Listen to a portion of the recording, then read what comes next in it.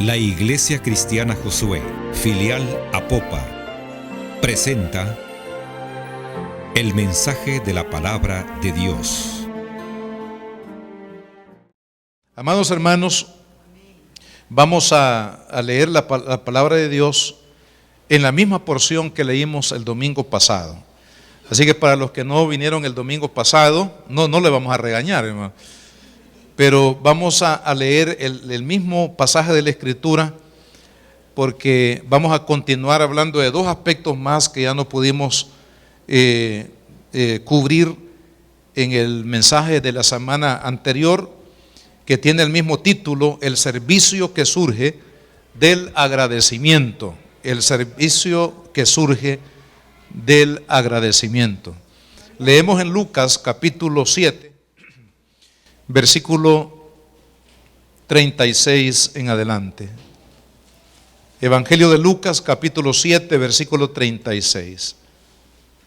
Dice: uno de los fariseos rogó a Jesús que comiese con él. Y habiendo entrado en casa del fariseo, se sentó a la mesa.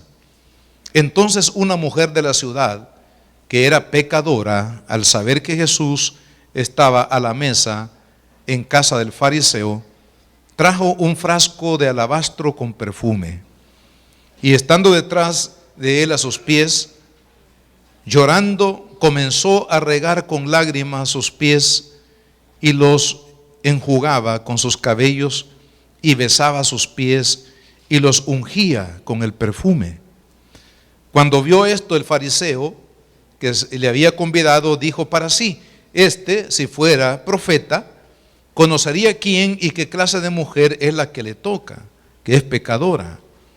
Entonces, respondiendo Jesús, le dijo: Simón, una cosa tengo que decirte. Y él le dijo: di, maestro. Un acreedor tenía dos deudores. El uno le debía 500 denarios y el otro 50. Y no teniendo ellos con qué pagar, perdonó a ambos. Di pues, ¿cuál de ellos le amará más? Respondiendo Simón dijo: pienso que aquel a quien perdonó más. Y él le dijo: rectamente has juzgado. Y vuelto a la mujer, dijo a Simón: ¿ves esta mujer? Entré en tu casa y no me diste agua para mis pies, mas ésta ha regado mis pies con sus lágrimas y los ha enjugado con sus cabellos. No me diste beso, mas ésta desde que entré no ha cesado de besar mis pies. No ungiste mi cabeza con aceite, mas ésta ha ungido con perfume mis pies. Por lo cual te digo que sus muchos pecados le son perdonados, porque amó mucho. Mas a aquel a quien se le perdona poco, poco ama. Y a ella le dijo: tus pecados te son perdonados. Amado Padre, te damos las gracias, Señor, por tu hermosa palabra. Queremos pedirte, Dios de la gloria, que tú nos ministres a través de ella, Señor.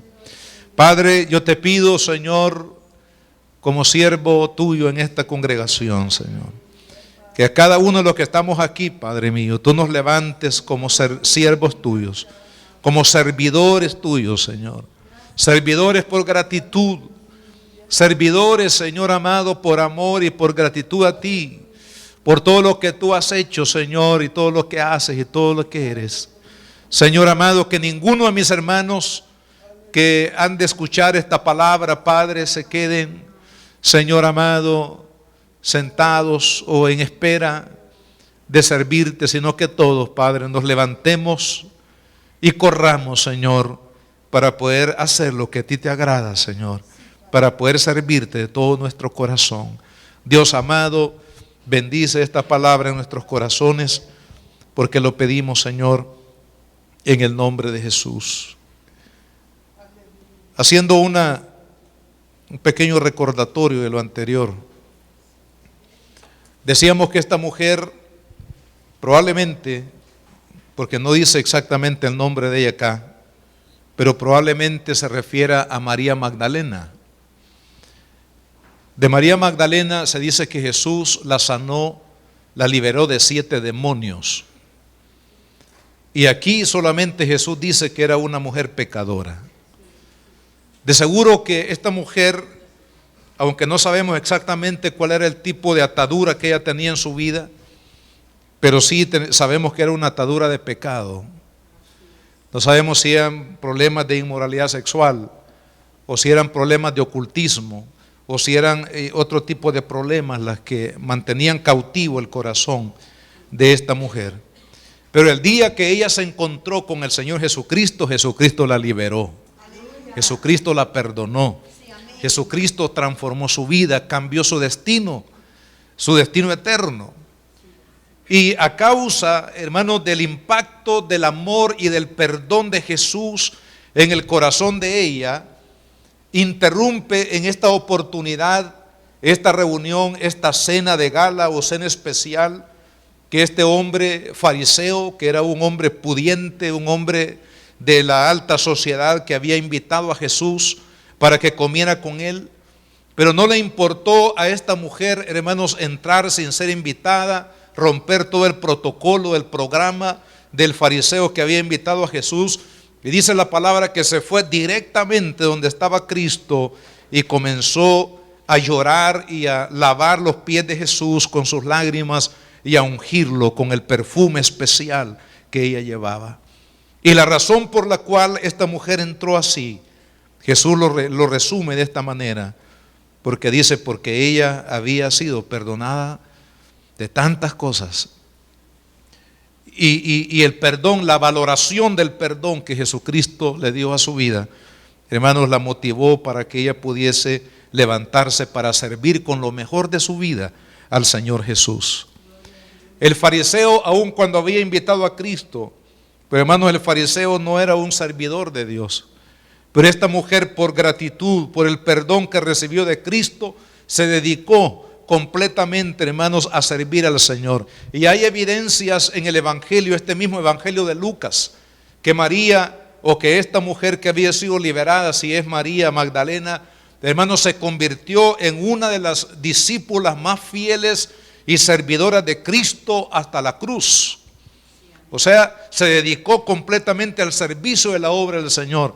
Ella era una de las que más adelante Lucas dice que eran mujeres que le servían a Jesús con sus bienes, con lo que tenían, servían a la obra de Dios. Y hermanos, en esta mujer creo que Dios nos hace un llamado a todos. El Señor no quiere espectadores, el Señor no quiere simpatizantes del Evangelio. El Señor no quiere que usted y yo le sigamos de lejos, como en algún momento determinado algunos le siguieron de lejos. El Señor quiere que cada uno de los que hemos valorado el perdón, el amor y la misericordia que Él ha derramado sobre nuestras vidas al perdonarnos, a limpiarnos, a liberarnos de tantas ataduras espirituales que a lo mejor usted y yo traíamos desde nuestra infancia. Cristo nos ha hecho libres y por amor a Él tenemos que levantarnos para servir al Señor. Y vea qué lindo, hermano, porque aún los jóvenes que están aquí o los que van a escuchar esta enseñanza de la palabra de Dios, bienaventurados aquellos jóvenes que en su temprana edad deciden, hermanos, dedicar su vida al servicio de Cristo. Eso vale mucho, porque muchas veces hay adultos que cuando se convierten al Señor, hermanos, se lamentan de no haber conocido a Cristo en tiempo más de su niñez o de su juventud, que gastaron su niñez, su juventud en las cosas del mundo que para nada aprovechan y le entregaron poco de su tiempo a Cristo. Pero que los jóvenes, los niños que puedan seguir a Cristo y servirle, hermanos, eso es maravilloso. Eso es maravilloso. Por eso el Señor en su palabra, a propósito que estamos hablando de esto, de los jóvenes que deben de procurar dedicar su vida al Señor, vea lo que dice la palabra de Dios en el libro de Eclesiastés, en el capítulo 12, dice: acuérdate de tu Creador en los días de tu juventud, antes que vengan los días malos y lleguen los años de los cuales digas, no tengo en ellos contentamiento. Estamos hablando de aquellas personas que llegan a la adultez, llegan a ser adultos, enfermos, complicada la vida, atrapados, hermanos, en la esclavitud del pecado, o amargados por no haber encontrado realmente el propósito de su vida durante todo ese recorrer y llegan a una edad avanzada, como dijo Jacob cuando llegó allá a Egipto y le dice al faraón: mis días han sido pocos y han sido malos, le dijo, porque realmente Jacob había tenido una vida muy turbulenta. Y ese fue el testimonio que le llevó a Faraón cuando José lo mandó a traer para que él viviera ahí en Egipto y fuera guardado de la hambruna que había en el mundo en aquel momento. Él dice: mis años han sido pocos y han sido malos, aunque eran más de 100 años. Pero la verdad es que él no había podido disfrutar de la vida. Así es que, estimado jovencito, señorita, amado niño, niña, acuérdate de tu Creador, sírvele a Dios ahora que puedes.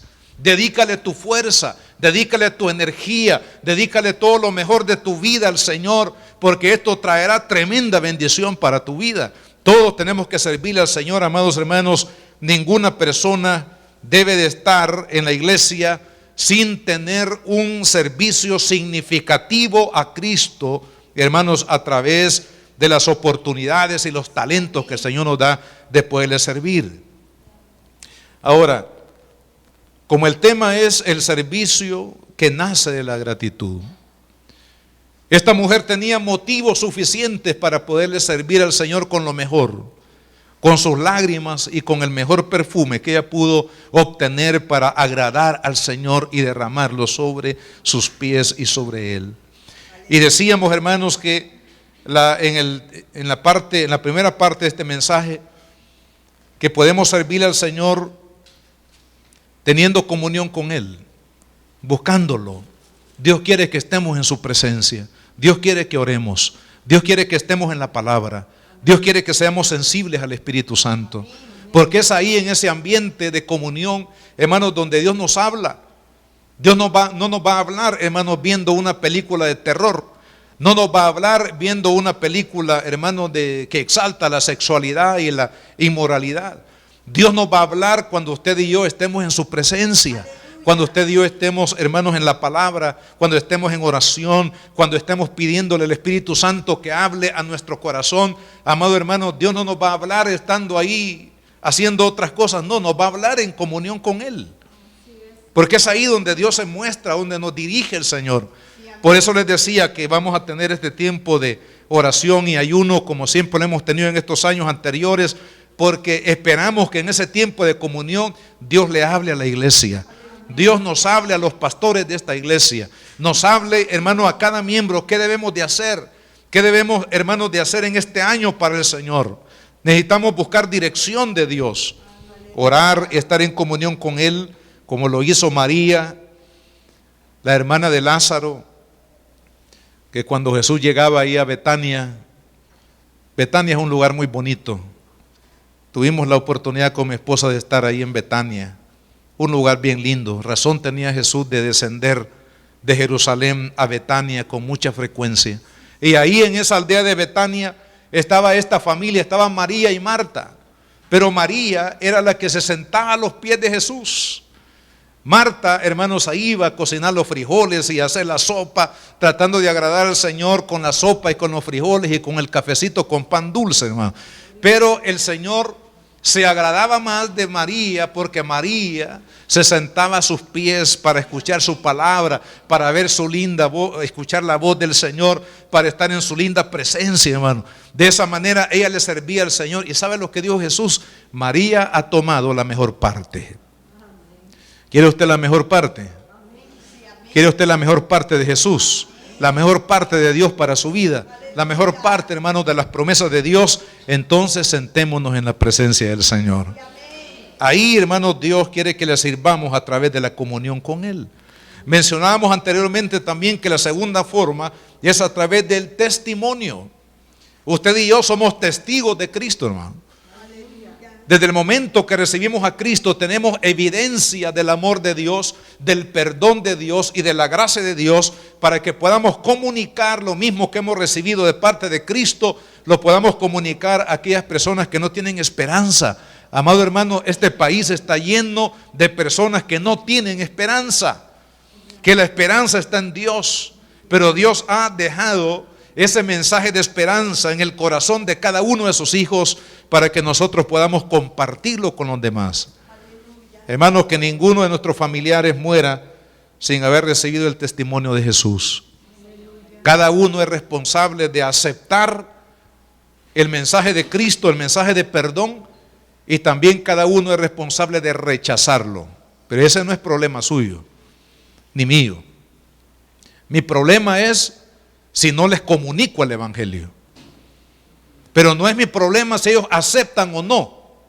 Ese es problema de cada uno, es responsabilidad que cada persona va a cargar, hermanos, hasta la eternidad delante de Dios. Pero sí, nuestra responsabilidad es hablarles del amor de Cristo, hablarles, hermanos, del favor de Dios. Esa es nuestra forma de servir al Señor a través del testimonio. Y número 3, mencionábamos también la tercera forma de servir a Dios es a través del sostenimiento del culto. Y mencionábamos cómo en el Antiguo Testamento Dios, hermanos, estableció en sus leyes la manera como el culto debería ser sostenido a través del sacerdocio levítico y a través de la participación de todo el pueblo para que el culto a Dios, las ofrendas y la comunión, hermanos, que se desarrollaba en el templo se mantuviera las 24 horas del día. Así que nosotros también somos responsables de servirle a Dios para sostener el culto de hoy en día. Y es necesario, hermanos, que sostengamos el culto porque el evangelio tiene que ser predicado a todas las naciones del mundo, sin excepción alguna. Y predicar el evangelio al mundo no es el privilegio exclusivo de los misioneros ni de las iglesias grandes, sino que el compromiso de llevar el evangelio de Cristo es un compromiso de todos los cristianos. Seamos pequeños o grandes, hermano. Esta iglesia tiene el compromiso de la misma manera que lo tienen otras congregaciones que son más grandes en número de congregados. Pero la responsabilidad es la misma. Dios quiere que usted y yo sostengamos el culto a fin de que el evangelio pueda llegar, hermanos, a todas las naciones de la tierra. La visión de esta iglesia, ¿cuál es? Mire, aquí está resumida. Llamados a conquistar el mundo para Cristo. Amén. No dice llamados a conquistar El Salvador o a conquistar Apopa para Cristo. No, porque la responsabilidad es global. Usted y yo somos responsables de llevar desde aquí, desde este punto, esta pequeña ciudad de San Salvador, hermanos, hasta lo último de la tierra.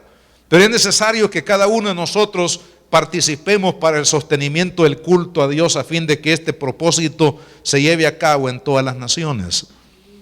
Ahora quiero mencionar las siguientes dos formas de servir a Dios que no las tocamos la semana anterior. Sería la número 4. Servimos a Dios velando por suplir las necesidades de la familia de la fe. ¿Quiénes son la familia de la fe? Son los hermanos en Cristo. Hermanos, como iglesia tenemos el compromiso, hermanos, de ayudar a que las necesidades espirituales y las necesidades que la familia de la fe tiene, hermanos, somos llamados, somos responsables de poder suplir esa necesidad.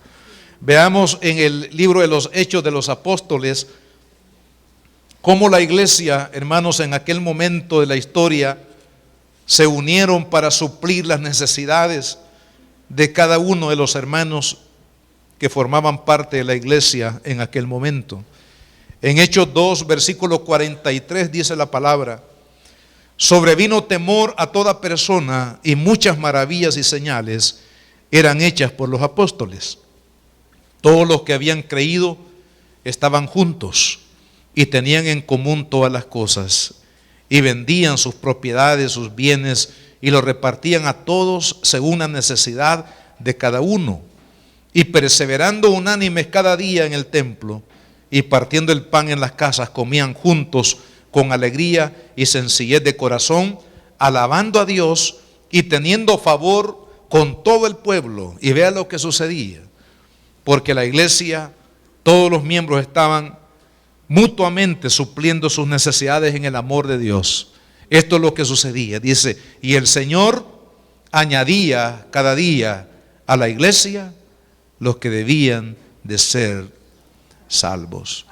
O sea, ahí donde hay una comunidad de amor, ahí donde el amor de Dios realmente, hermanos, con toda sinceridad se muestra en una congregación, es ahí donde Dios, hermanos, va a enviar, dice, las personas que necesitan ser salvas. ¿Por qué? Porque Dios no va a enviar personas para ser salvas donde hay odio, donde hay resentimiento, donde hay amarguras, donde hay murmuración, donde hay, hermanos, en vez de amor, hay desamor. Dios va a enviar las almas para que sean salvas en una comunidad donde haya amor. Y es por eso, hermanos, que cada uno de nosotros tenemos el reto, como congregación, como iglesia, tenemos el reto de desarrollar ese amor ágape de Dios en nuestra vida, en nuestra familia y dentro de la congregación. Porque la congregación va a ser el reflejo de nuestro crecimiento personal, espiritual. La congregación es el reflejo, hermanos, del crecimiento, del amor de Dios en el seno de la familia, porque la iglesia está compuesta de familias. Si en las familias, hermanos, hay amargura, resentimiento, hay odio, hay amarguras, eso es lo que se va a reflejar dentro de la congregación. Pero si en nuestra vida hay amor, si en nuestra vida hay compasión, si en nuestra vida hay misericordia, si en nuestra vida, hermanos, hay una renuncia a nuestros propios derechos para que haya beneficio y bendición para los demás, hermanos, en esa comunidad de amor, Dios va a derramar bendición.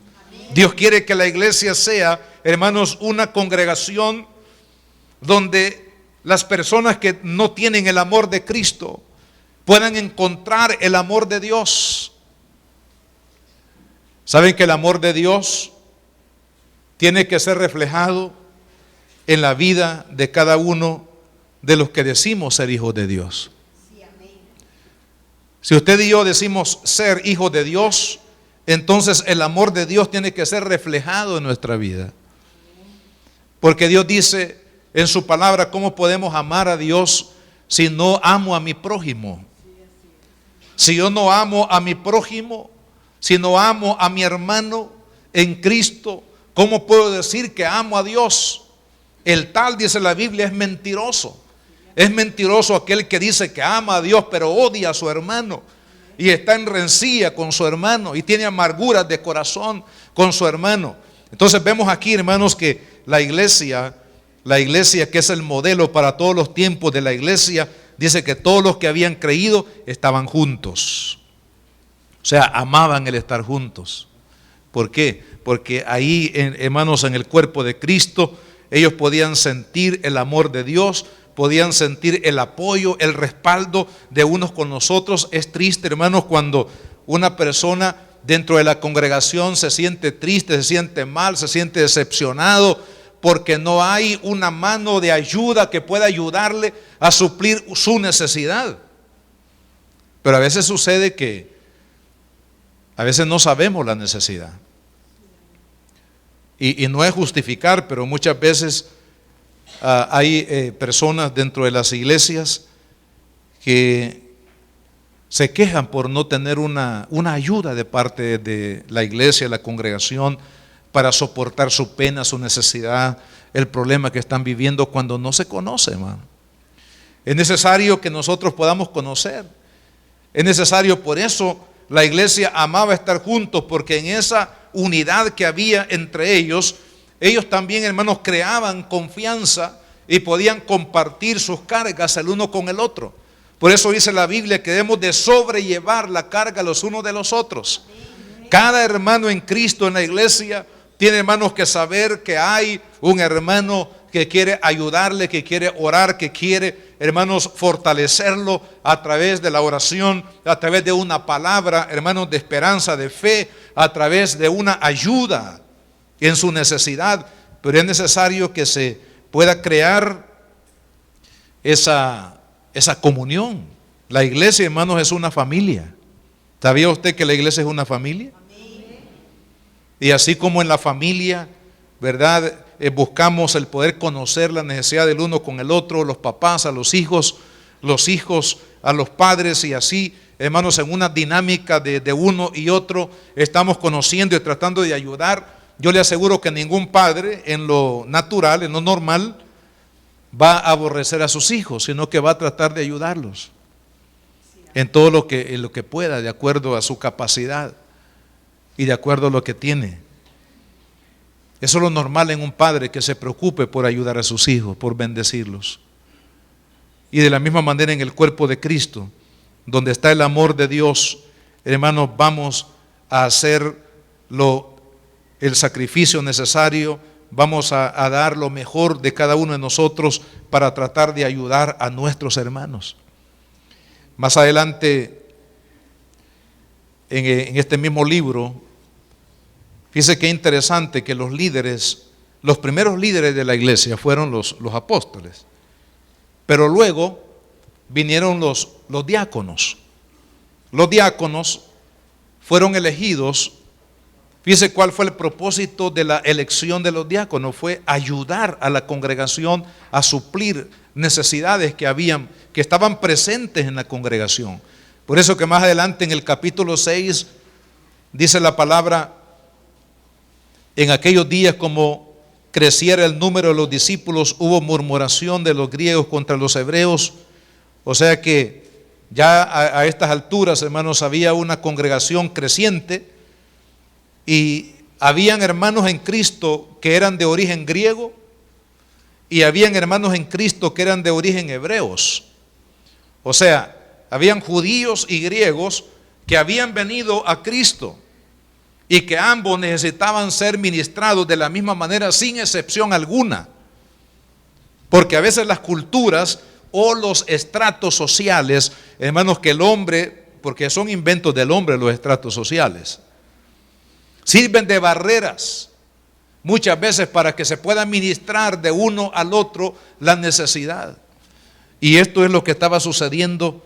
Algunos decían: bueno, nosotros somos hebreos y tenemos que tener mejores privilegios que los griegos. Y se comenzó a dar, hermanos, ahí un malestar, porque habían descuidos en el servicio de los griegos, es decir, había como una marginación de unos y de otros no. Entonces la iglesia dice: los 12 convocaron a la multitud de los discípulos y dijeron: no es justo que nosotros dejemos la palabra de Dios para servir a las mesas. ¿Sabe por qué, hermano? Porque el pastor, al igual que lo fue los sacerdotes del Antiguo Testamento, tenían una misión prioritaria. Y la misión prioritaria de un pastor es estar en la oración y en la palabra. Esa es la prioridad, hermano. Aunque claro, los pastores hacemos muchas otras tareas, pero a veces hacemos más tareas, hermanos, de servicio, de arreglar problemas y de tantas cosas, y no dedicamos el tiempo prioritario que debe ser a la palabra y a la oración. El pastor tiene, hermanos, como prioridad la oración y la palabra, y los discípulos dijeron: no es bueno que nosotros descuidemos lo más importante para un líder, que es alimentar a la grey a través de la palabra y estar en la presencia de Dios para hacer cobertura para la iglesia. Y entonces por eso se eligieron los diáconos. Dice: por eso buscad pues, hermanos, dentro de vosotros a 7 varones de buen testimonio, llenos del Espíritu Santo y de sabiduría, a quienes encarguemos este trabajo. Y oraron, y luego, hermanos, bajo la dirección del Espíritu Santo, eligieron a los primeros, conocidos como los primeros diáconos. ¿Qué quiere decir esto, hermano? Que los servidores de la iglesia, los pastores y los servidores de la iglesia, tenemos una misión, hermano. Y la misión es suplir en el amor de Cristo las necesidades espirituales, familiares, las necesidades personales, aún las necesidades materiales, en lo que podemos ayudar, en la capacidad que tengamos, a fin de que la iglesia, los hermanos en la fe, hermanos, puedan tener la cobertura, el respaldo, el amor de Cristo a través de cada uno de nosotros. Esa es la misión de la iglesia, hermanos. Por eso la Biblia dice, mire, vamos a ir a otro pasaje de la Escritura en Romanos capítulo 12. Vaya conmigo en este maravilloso capítulo que escribió Pablo a los Romanos, capítulo 12, versículo 9. Dice, el amor sea sin fingimiento. No finjamos amor. Si vamos a amar, amemos con sinceridad, hermano. Porque ¿qué esposo le gustaría que a su esposa le fingiera que lo ama? ¿Verdad que nadie? Ni la esposa al esposo, ni el esposo, ni la papá a los hijos, ni los hijos a los padres. Sino que nos fortalecemos al saber que hay un amor sincero de parte de las personas que nos aman. Que no hay doble cara. Que no hay un fingimiento, sino que es real, que es sincero. Dice, el amor debe ser sin fingimiento. Debemos de aborrecer lo malo y seguir lo bueno. Esto es parte, hermanos, de lo que edifica a la familia de la fe. El amor puro y aborrecer lo que Dios aborrece y amar lo que Dios ama. Gloria a Dios. Dice, amaos los unos a los otros con amor fraternal. El amor fraternal, a diferencia del amor eros, que eran las diferentes definiciones del amor que tenían los griegos. El amor eros era el amor entre la pareja. Lo que es el amor, de ahí viene la palabra erótico. El amor sexual, digamos, de un hombre que anhela pues estar con su esposa en ese sentido de un amor sexual, que lleva una intención de un deleite sexual. Pero aquí dice la palabra un amor fraternal. Esto tiene que ver con un amor de familia, hermano, un amor de hermanos, un amor en Cristo, hermano. No es un amor que persigue otro interés de buscar algún bien de la persona, sino que es un amor de familia, un amor, hermanos, incondicional que se puede brindar a la congregación. Nosotros somos llamados a amar con amor fraternal en la familia de Cristo. En cuanto a honra, prefiriendo los unos a los otros. O sea que aquí nos está diciendo Pablo que en la familia de la fe todos debemos de honrarnos los unos a los otros, hermano. Por eso es que no debemos de hablar de nadie, no debemos de criticar y de destruir el testimonio de otro hermano. ¿Por qué? Porque es mi hermano. Si yo deshonro a una hermana del cuerpo de Cristo o de la congregación donde yo soy parte, hermanos, es como que usted estuviera hablando de su propia familia, estuviera denigrando a su propia familia, estuviera usted destruyendo el honor, hermano, el testimonio, la valoración de un miembro de su familia. Si esto en la familia pequeña, hermanos, trae destrucción, ¿cómo no traerá destrucción esto al cuerpo de Cristo, que es la familia de la fe? Entonces dice, en cuanto a honra, prefiriendo los unos a los otros en lo que requiere diligencia. ¿Qué requiere diligencia? El servicio al Señor. Requiere diligencia la oración, hermano. Requiere diligencia el estudiar la palabra. Requiere diligencia congregarnos, hermano. Requiere diligencia dar nuestras ofrendas, nuestros diezmos a la obra de Dios. Requiere diligencia el poder comunicar el evangelio a otras personas que no conocen a Cristo. Dice que en cuanto, hermanos, a lo que requiere diligencia, no perezosos, fervientes en espíritu. ¿Y qué más dice? Sirviendo al Señor, gozosos en la esperanza, sufridos en la tribulación, constantes en la oración, compartiendo para las necesidades de los santos y practicando la hospitalidad. O sea que los hijos de Dios tenemos que ser hospitalarios, tenemos que ser amorosos, tenemos que ser sinceros y tenemos que guardarnos las espaldas los unos a los otros en el amor de nuestro Señor Jesucristo. En la primera carta de Pablo a Timoteo, vamos más adelante en la Biblia, en el capítulo 5 y versículo 8 dice: porque si alguno no provee para los suyos y mayormente para los de la casa, ha negado la fe y es peor que un incrédulo. Aquí en el contexto el apóstol Pablo está hablando precisamente de las responsabilidades que hay de un padre, de una madre, de un esposo y de una esposa, de un hijo, hermanos, de un siervo hacia su amo y del amo o el jefe hacia los que están con él ahí como parte de su equipo de trabajo. El Señor estableció una responsabilidad a cada uno de acuerdo a la posición en la que se encuentre, ya sea en la familia o dentro de la sociedad o incluso dentro de la iglesia. Pero dice que aquel que no provee primeramente para los de su casa, hablemos la familia, hablemos el lugar de donde usted trabaja, porque el lugar de donde usted y yo trabajamos, hermanos, es el lugar donde Dios nos provee para nuestra comida. Yo no puedo estar hablando del jefe, hermano. No puedo estar hablando de la empresa. No puedo estar hablando del negocio donde yo como, hermano. De donde yo recibo. ¿Verdad? Por eso no podemos nosotros ir en contra, hermanos, de aquellas cosas que son el sustento de nuestra vida. Pero aquel que lo hace es como que no esté proveyendo lo necesario para su propia casa. Y si no provee, dice Pablo, para los de su propia casa, entonces está negando la fe. Y no dice que es como un incrédulo, sino que ¿qué dice? Dice que es peor. Imagínense, hermano. Es peor que es decir, por la conducta, hermano. Entonces yo creo que en Cristo, en la familia de la fe, en la iglesia, hermanos, la iglesia es nuestra familia espiritual. Si usted ha decidido, porque obviamente nosotros no le hemos obligado, no seguimos esa conducta.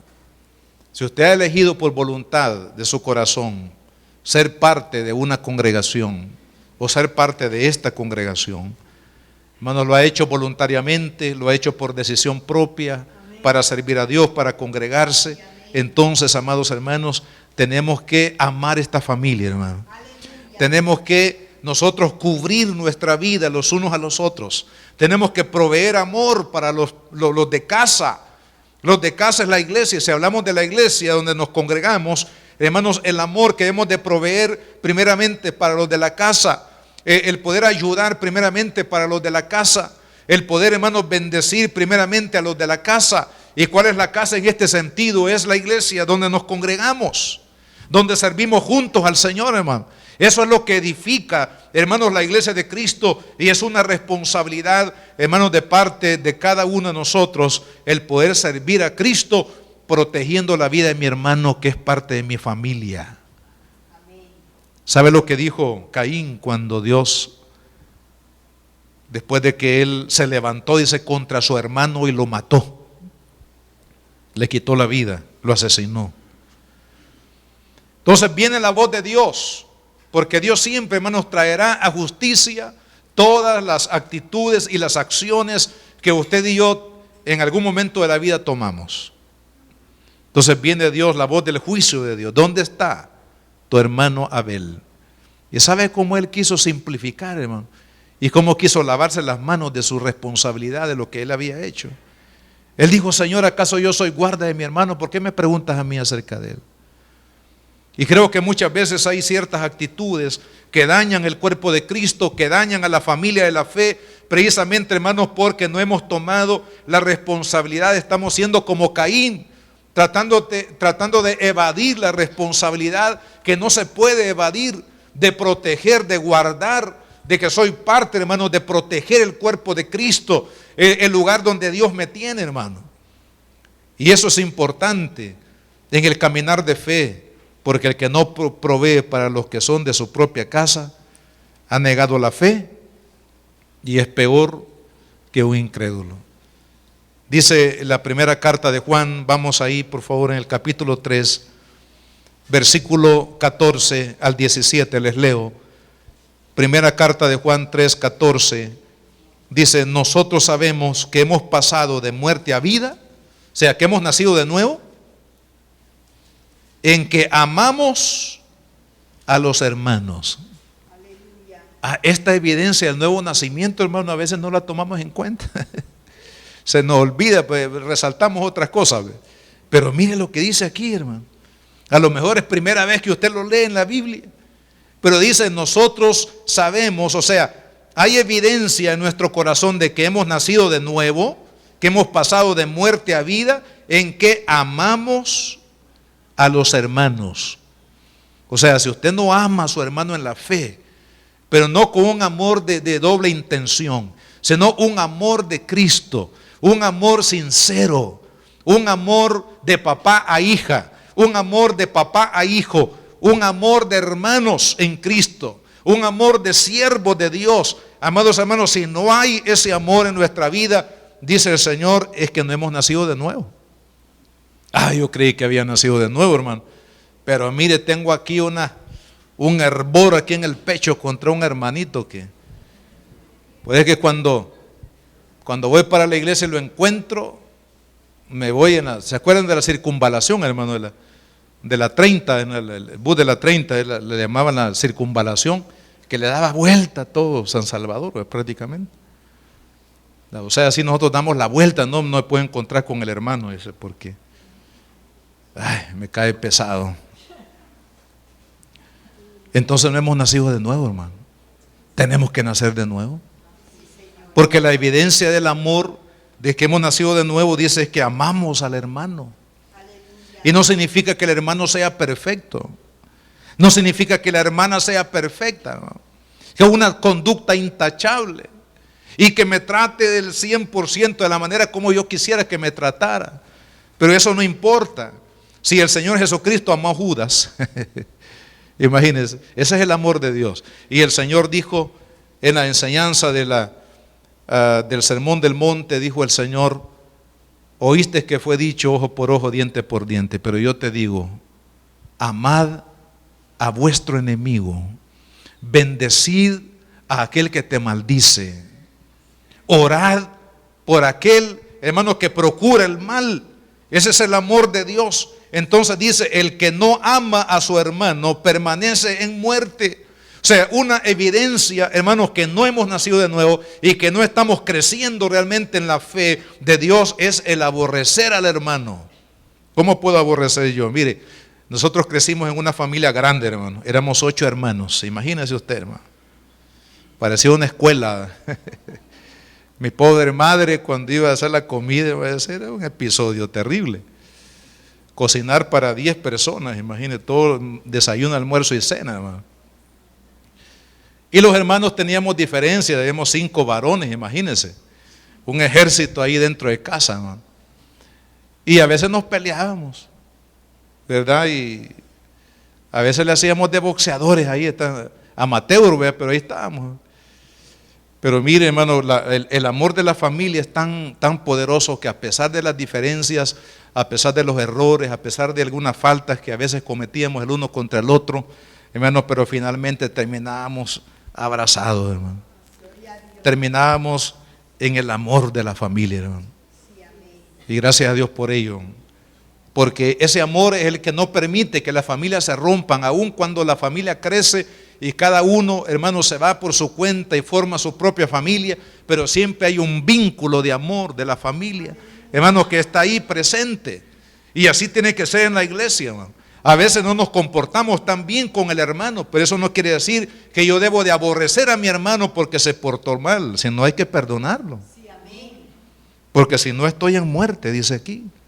Todo aquel que aborrece a su hermano es homicida. O sea que no solamente podemos asesinar como Caín lo hizo con su hermano, hermanos, quitándole la vida, sino también a través del aborrecer al hermano nos convertimos en homicidas. Y sabéis que ningún homicida tiene vida eterna permanente en él. En esto hemos conocido el amor, en que Él puso su vida por nosotros. También nosotros debemos poner nuestras vidas ¿por quiénes? Por los hermanos. Pero el que tiene, dice, bienes de este mundo y ve a su hermano tener necesidad y cierra contra él su corazón, ¿cómo mora el amor de Dios en él? ¿Cómo puede morar el amor? Aquí entramos a una dimensión de lo que yo le llamo, hermanos, el amor práctico. Porque hay un amor, hermanos, un amor, diríamos, de definición, un amor de concepto. pero hay un amor práctico. Y en la vida cristiana necesitamos ambas cosas. Necesitamos entender el concepto bíblico y espiritual del amor, porque eso enriquece nuestra vida. Ejemplo de ello, 1 Corintios 13, que ahí describe, hermano, todo lo que conceptualmente podemos nosotros entender del amor. Pero hay una parte práctica del amor, ¿verdad? Por eso cuando los jóvenes se van a casar, dices que yo la amo y me quiero casar, hermano. Pero ya tienes trabajo. Ya tienes una base para poder llevar a tu novia, a tu esposa, a poder vivir en una casa decente, el poder sustentar las necesidades. No, dice, es que yo la amo, dice. ¿Verdad? Es un amor conceptual. Es un amor romántico. Un amor sentimental. Y que tiene su valor y tiene su parte, hermanos, tiene su importancia dentro de lo que es el amor, pero hay una parte práctica. No dice de hojas de guayabo vamos a vivir, hermano, ¿verdad? Ahí debajo del puente me la voy a llevar, dice. ¿Cuál puente? Ya no hay puentes. No, hay una parte práctica. Y entonces ese es lo que el análisis que hace Juan aquí. Dice, si yo amo a mi hermano y tengo cómo ayudarle en una necesidad física, económica, y no lo hago, ¿dónde está el amor? Realmente, ¿cómo puedo decir que yo amo a mi hermano si lo veo en una necesidad y no hago absolutamente ni lo mínimo para poder ayudarlo en su necesidad? ¿Dónde está el amor entonces? Y ve, hermanos, que Dios nos da cada día alrededor nuestro, hermanos, y a través de personas que de alguna manera conocemos y nos conectamos, sobre todo en el campo de la fe, nos da el Señor oportunidades para que podamos nosotros poner en práctica el amor. Hermanos, ¿sabe por qué muchas personas ven a la iglesia así como quien ve a una persona con gripe, esas gripes fuertes? Se van corriendo, hermano. Es porque cuando no hay amor, hermanos, mire, un hogar donde no hay amor, ¿qué es lo que pasa con los hijos? Los hijos quieren, hermanos, salir corriendo y estar lo más distante posible de un hogar donde no hay amor. De un hogar donde hay conflicto, pleito, disensiones, donde hay maldiciones. Pero ahí donde hay amor, donde el amor realmente de Dios se puede mostrar, hermanos, en una familia, ahí el esposo va a querer estar, ahí la esposa va a querer estar, ahí los hijos, hermanos, no se van a querer ir, hermano. Tengo un hermano pastor que dice, mire, ya no hay qué hacer porque mis hijos no se quieren ir. Ya son adultos, tienen como 40 años el menor y no se quiere ir, hermano. Es que yo le digo, es que como ellos reciben ahí el amor del padre, de la madre, una cosa extraordinaria, los hijos quieren mantenerse ahí pegados, hermano. Porque hay amor y así en la iglesia, hermano. Por eso, hermanos, esta cuarta forma de servir a Dios es muy importante dentro de la iglesia. Tenemos que servir al Señor sirviendo a nuestro hermano. Porque no podemos independizar, hermanos, nuestro servicio en la iglesia, el servicio en la iglesia, aunque, hermanos, tenemos que hacer algunas tareas, por ejemplo, predicar, hacer limpieza, limpiar, pintar, llevar registros de las ofrendas de los miembros y todo lo que se hace administrativamente, pero, hermanos, lo que sostiene la iglesia no es el trabajo administrativo, aunque es necesario hacerlo. Lo que sostiene a una iglesia, hermanos, es el amor de Dios, que se manifiesta el uno con el otro. Ahí donde el amor de Dios, hermanos, se puede mostrar. Es por eso que la iglesia primitiva era una iglesia, hermanos, tan poderosa y atraía, dice, a los que debían de ser salvos. Venían al seno de la iglesia para conocer a Cristo, para recibir el milagro de la salvación, pero la razón era que ahí estaba presente el amor de Dios. Ahí estaba el amor de Dios. Más adelante, para finalizar este punto, en el capítulo 4 de esta primera carta de Juan, en el versículo 19, dice, nosotros le amamos a Él, o sea, a Jesús. ¿Por qué? Porque Él nos amó primero. ¿Cómo poner en práctica esto, hermanos, en la iglesia? Usted no espere, hermanos, a que otro le ame. No, dice, es que hasta que me ame, entonces yo. No. Mire qué lindo lo que dice aquí. Dice que nosotros, o sea, nosotros amamos a Jesús porque Él nos dio amor primero. Y ese amor, hermano, incondicional, ese amor sacrificial que lo llevó al Calvario, lo llevó a derramar su sangre preciosa y su misma vida en la cruz del Calvario. Esa es la evidencia, hermanos, del amor de Dios a nuestra vida. Y es por eso que nosotros le amamos. ¿Quién no va a amar a Jesús? Hermanos, cuando llega a conocer lo que Él ha hecho. Entonces, este es un principio muy importante, porque no tenemos que esperar que los hermanos nos amen. Amemos nosotros primero. Amén. A veces decimos, mire, es que mi esposo no cambia. Dice, cambie usted. Sí, señor. Ah, es que mire, la hermana no cambia. Cambie usted. Sí, señor. Es que mire, yo no recibo de fulano de tal. Dele usted. Más bienaventurado es dar que recibir, hermano. Entonces, cuando una persona percibe, hermano, el amor, va a ser obligado a amar. Va a amar porque se siente amado. Va a amar porque primero recibió, hermanos, el amor de una persona. Y eso es lo que se necesita dentro del cuerpo de Cristo y también dentro del matrimonio. Si usted tiene problemas familiares, que su esposo o su esposa no le ama y que usted siente que no le ama, ámelo usted. Ámela usted.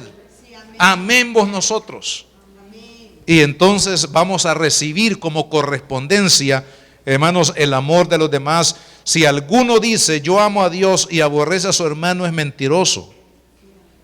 Pues el que no ama a su hermano, a quien ha visto, ¿cómo puede amar a Dios a quien no ha visto?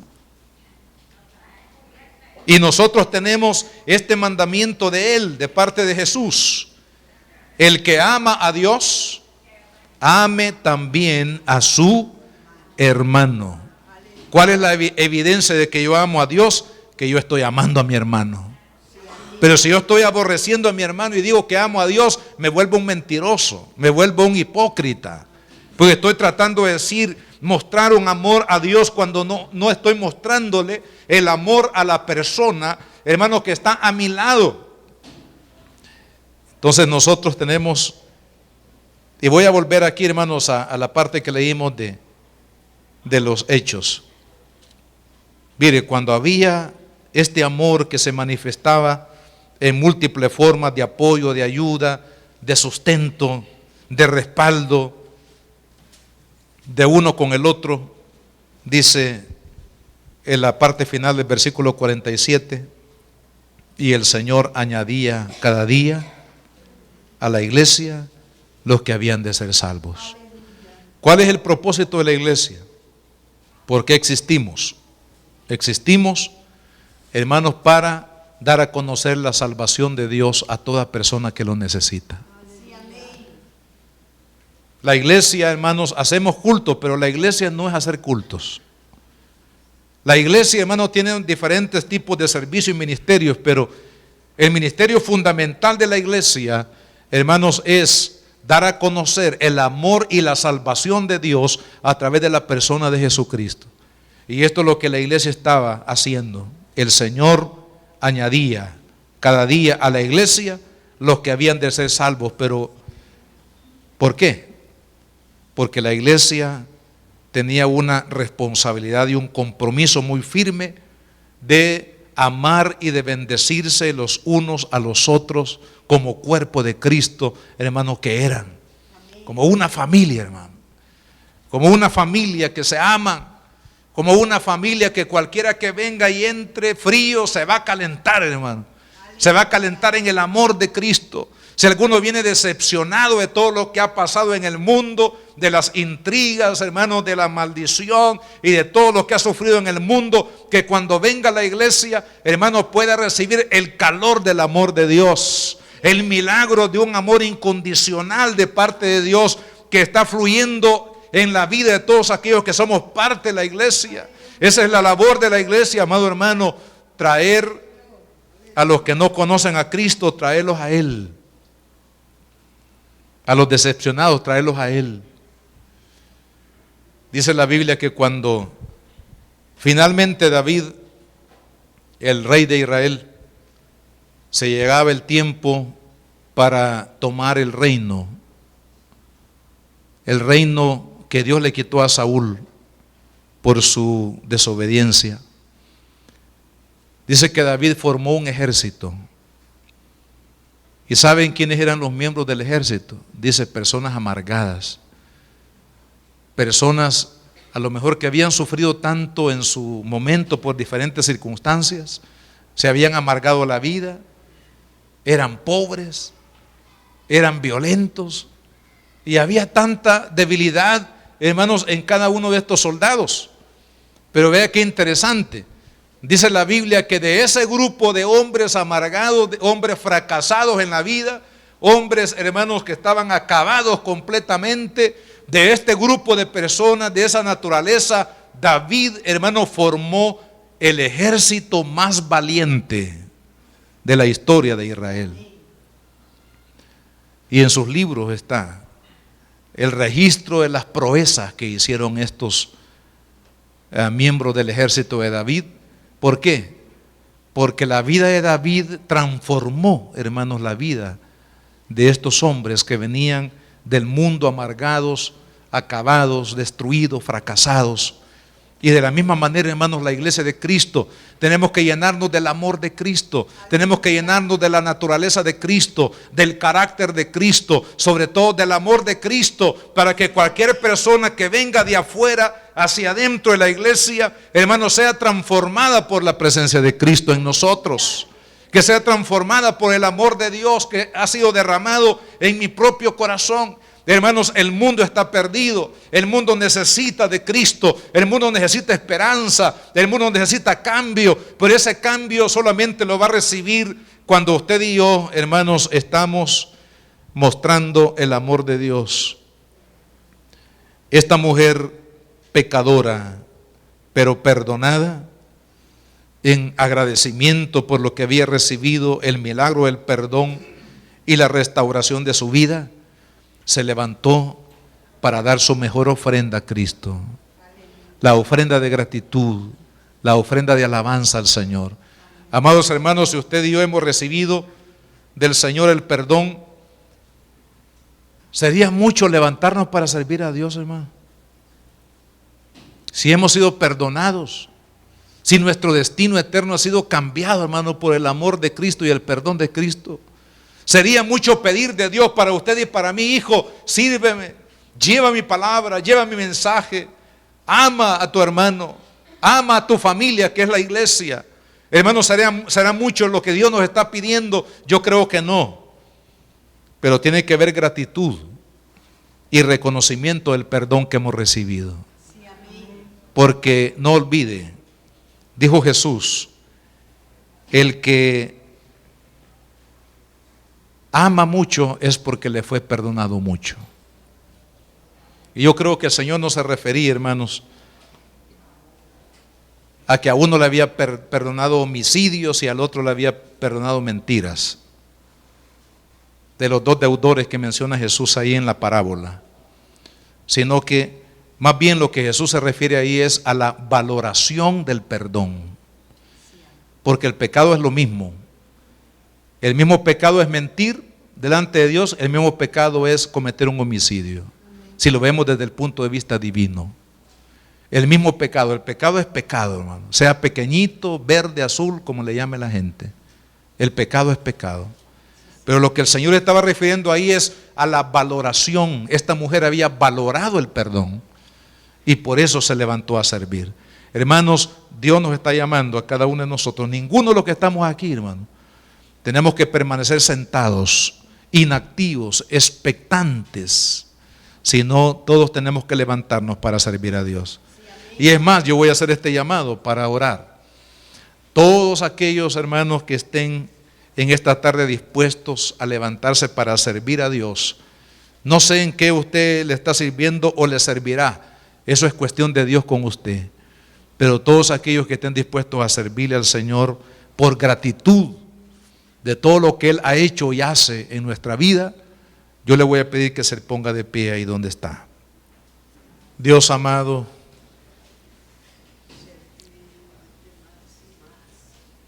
al que es consciente de todo lo que nos has perdonado, Señor, así amaremos más. Y el amor no es pasivo, el amor es activo. Señor, esta mujer de la historia bíblica se levantó motivada por el amor y la gratitud y no escatimó ningún obstáculo para poder servir a Jesús, lavando con sus lágrimas y con sus cabellos los pies del Maestro, derramando la mejor ofrenda que pudo encontrar o adquirir sobre la cabeza de Jesús y sobre sus pies. Señor amado, mira a los hermanos que están de pie, los que estamos de pie aquí, Señor. Señor, estar de pie es una actitud que asumimos en nuestro espíritu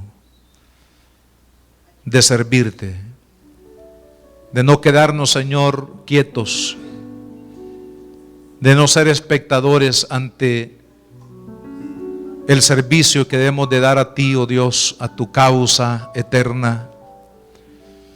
Señor, hay millones de almas, no solamente en El Salvador, sino en el mundo entero, a quienes debemos de servirles el pan del Evangelio.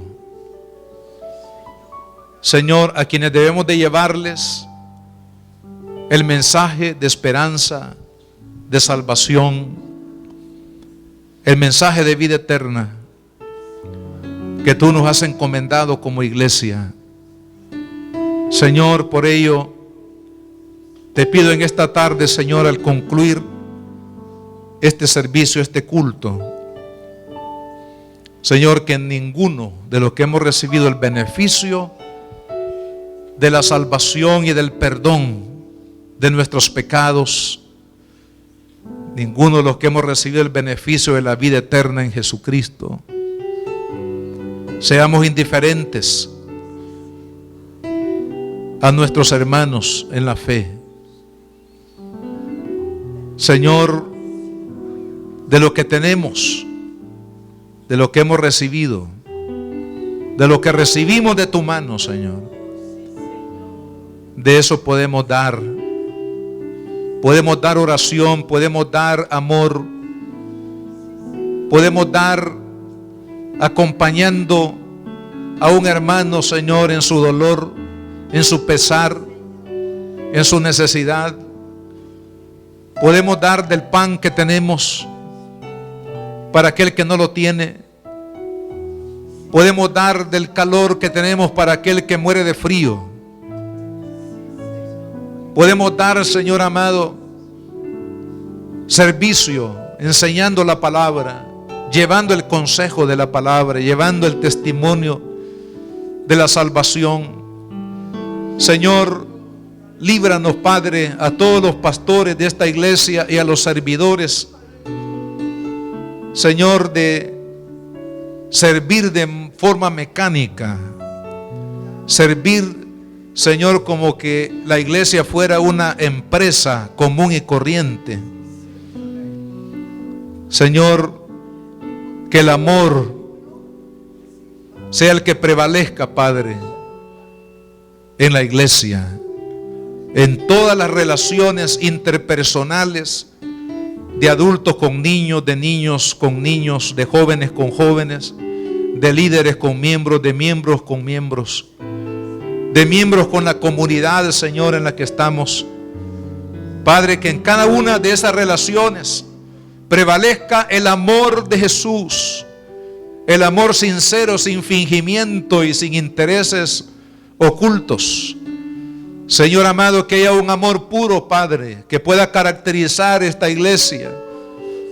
Señor, oh Dios mío, que no seamos simplemente, Padre, una iglesia, un grupo de personas,